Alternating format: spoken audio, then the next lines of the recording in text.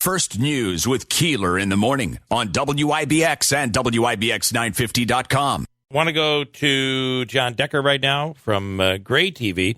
He is the chief White House correspondent for Gray. And good morning, John. Good morning. Hey, good morning to you. Hope you're doing well today, Bill. We are, and it's funny. I saw that your company just bought a bunch of new stations. You're at a growing situation there at Gray TV.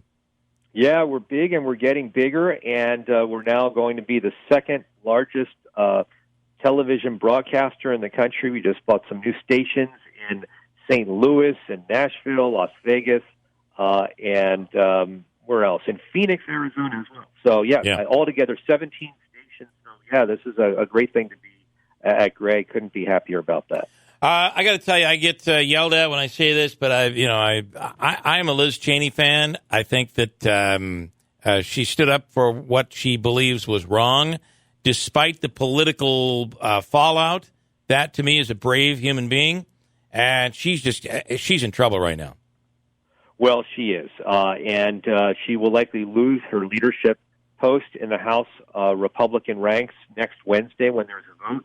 She will be replaced by someone from your neck of the woods, Elise Stefanik, who is a rising star, many people feel, in the Republican ranks. And if indeed she is replaced by Congresswoman Stefanik, Elise will be the third-ranking Republican in the House of Representatives. And so as it relates to Liz Cheney, she has not refrained from criticizing former President Trump, and that has been essentially her downfall. I think the Republican Party, as it exists right now, particularly in the House of Representatives, there is no room for dissent. There's no room for dissent as it relates to President Trump.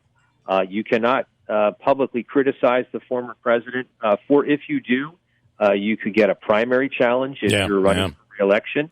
You could lose your leadership post, like Liz Cheney will likely lose her post next Wednesday, and you will be sort of on the outside looking in if the way things stand right now, which is pretty remarkable, Bill, when you think about it. I can't think of a former president after they have left office still remaining the leader of his party. George H.W. Bush, of course, lost in 1992. He wasn't the leader of the Republican Party after he lost that race, but Donald Trump, it's pretty remarkable, and we still don't know whether he may run for the presidency again in 2024. I don't think he will, by the way. I don't think so either, but he was hinting yesterday that, by saying I think people are really going to like what I have to say when I say it. I heard him say that, but, at the same time, you want to keep the interest there. If you want to be relevant, and that the interest is certainly there. His followers listen to what he says, and unfortunately for the former president, I think that we get into the Facebook decision, but I think that his voice has been muted quite a bit because he's no longer on Twitter and no longer on Facebook or other social media platforms. Yeah. And what do you think about we're phasing in on your phone just a little bit? What do you think of the Facebook decision, which basically was kicking the can down the road? That's exactly what it is. Yeah. It's kicking the can down the road, getting an outside group of 20 people to make a decision that the company itself should have made a decision on. And essentially that 20-person outside panel said, you know what, Facebook, this is your job. And in June, July of this year, they will have to make a decision as to whether to restore that Facebook account for former President Trump or permanently essentially delete him from Facebook. But to me, this is not a free speech issue. People always raise this, it's the First Amendment, it's free speech, only applies to the government. It does not apply to private enterprise. There is no right in the Constitution that means that you have to have a Facebook account. And so that people have to keep that in mind.